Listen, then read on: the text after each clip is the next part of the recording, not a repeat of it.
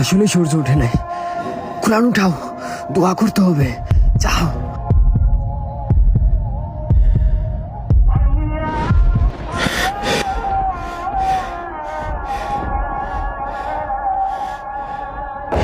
ইসরাফিল যখন সিংহায় ফু দিবে তখন সব ফেরেশতা নবী নিচে নেমে আসবে।